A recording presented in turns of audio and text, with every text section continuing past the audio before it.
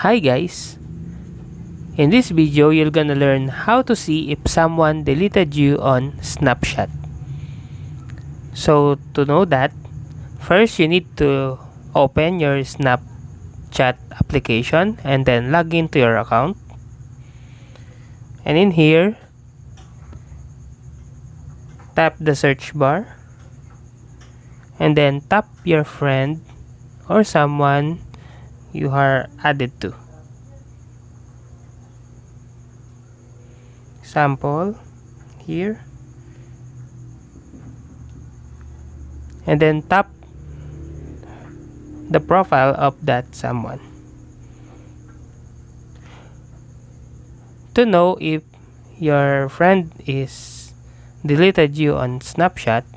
You cannot see snap scores to his or her profile.